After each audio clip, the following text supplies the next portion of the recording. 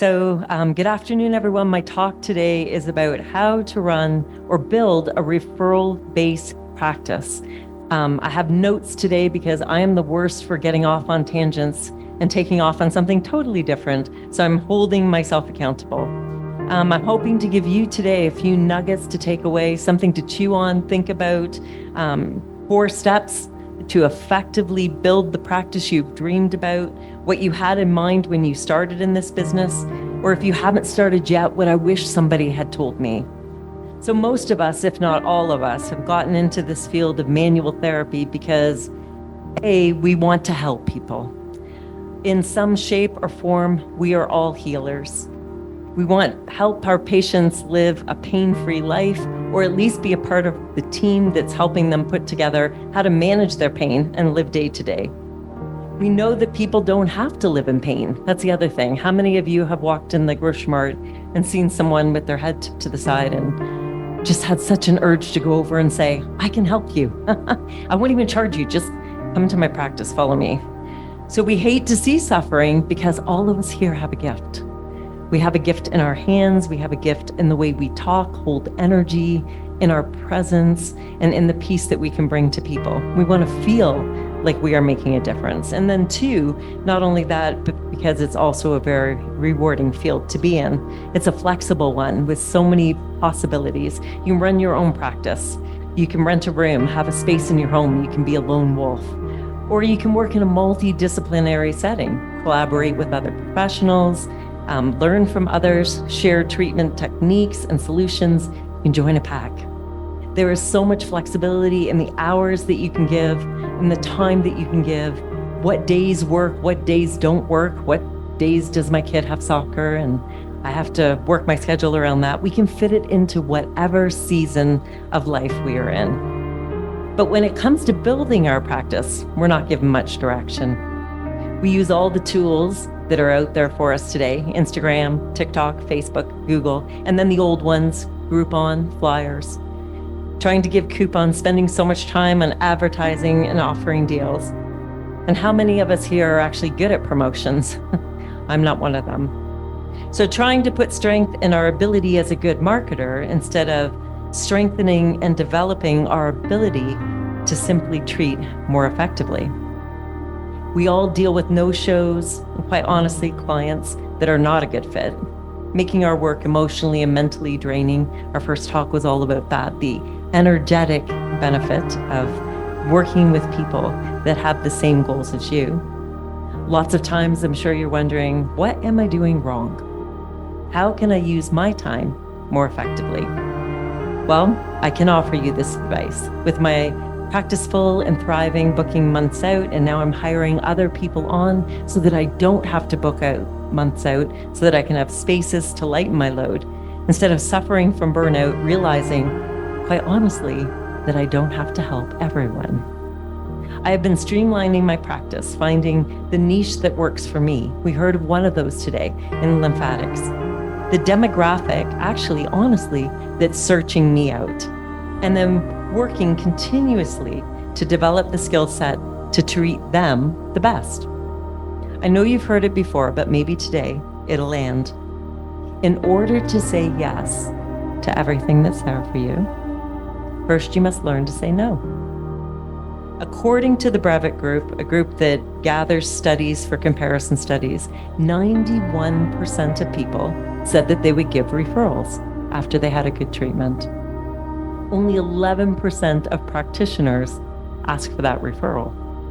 Mark Zuckerman said, people influence people. Nothing influences people more than a good recommendation from a trusted friend. A trusted referral influences people more than the best broadcast message. A trusted referral is the holy grail of advertising. If you are skilled at what you do, if you're working on honing that skill, people will send people. When you consistently deliver for your clients, you will stand out and others will take notice. So here are the 4 steps in getting started. First, start. Your demographic will drive your business. Until you actually get started, you don't know what you like, what you're good at.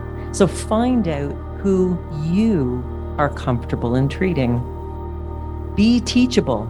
Be teachable by your patients, your colleagues, and search out mentors. Find people in your field who are already doing what you're doing and doing it well, and ask questions. Educate yourself with the modalities that will best serve your patients, and then allow your patients to be your best teacher. And most importantly, always be willing to learn, and in the process, be willing to make mistakes. It teaches us where not to go and redirects us sometimes into a new way of treating that we wouldn't have even thought of, getting us the results that we want for our patients, and then in doing so, allowing us to help others. Secondly, connect, build rapport, listen. In this day and age of fast, few people are taking the time to hear what is said, and a good practitioner notices what isn't said. Teach your patients how to treat themselves. Educate them about what you are treating and why. And then explain the treatment plan. Explain to them what the progression will be, so there's no surprises. Communicate with them. Do not talk at them. Useless, mindless chatter to fill the space actually makes your patient feel more anxious. They're unsure that you know what you're doing. A lot more soothing is simply holding the space. So remember that less is more. Notice how confidence is something that you can rest in as well. And when your patient trusts the outcome, you can get more done. They'll give you a lot more if they can rest in the fact, assuredly, that your hands know where to go. Most important, how can you help your patient help themselves? How can they prolong their treatment? Pointing out the small things that they can do during their day to make a difference. Remedial exercise is important. Breath work, breathing is medicine. Asking them, what do you do to relax in your day? When are you taking time for yourself? Sometimes giving our patients permission to put themselves first. 3, as your patients start getting results, they will refer to you. Accept patients only by referral. When you're good, people will refer only the people that need help to you, that are a good fit, because they know you can help. But they also don't want you to fill up your schedule so full that they won't be able to get an appointment. So they'll be really good at only bringing to you the people that need you. I tell my patients right at the start, my goal is to get to a place where they don't need me anymore. Super important. I am not collecting patients, but I'm helping people. A rotation is healthy, not just for me, also for my patients, and they can always come back in when they need help. Fourthly, be confident. Be assured that you are doing the best for your patients. Have a referral base of other professionals. Everyone needs a village. Know when your patient needs more and know who to send them to.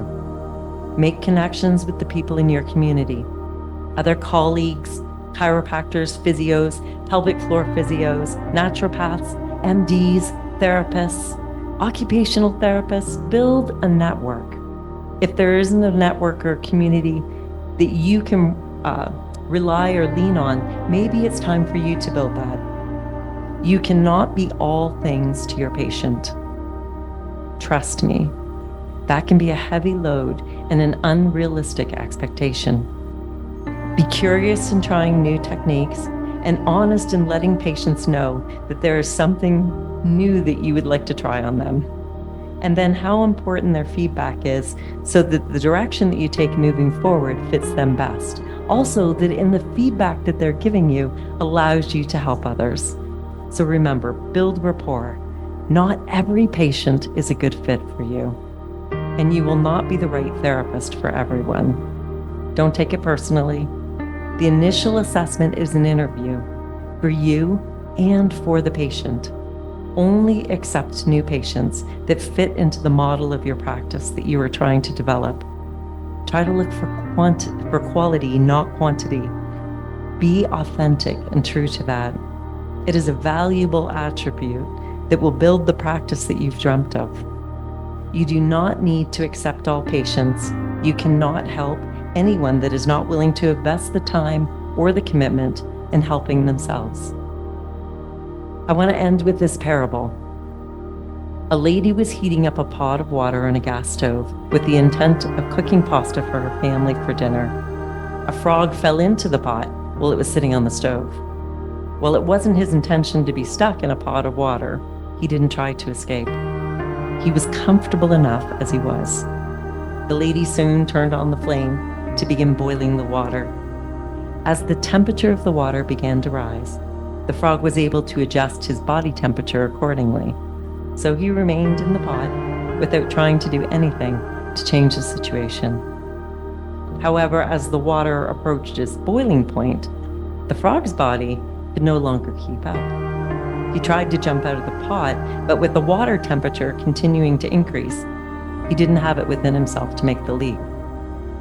It was too late for the frog to save himself. The moral of the story? Wake up. You can let life happen to you, or you can project the future outcome of what you want and meditate on them before you reach the point of no return. So what do I want you to do? I want you to lose the global approach. In building your practice, I want you to think about specializing, but gain a global approach in treating our patients so that we are focusing on the individual, not the symptomology. Making sure that we are filling our toolbox with as many modalities as we can that will fit the population that we are treating. An integrated whole body approach, mind, body, and soul. So the key to building a referral business is this: word of mouth, reputation, and finding out what's your scope and then becoming passionate about it so that you can help the people effectively that are part of your demographic. Thank you for listening.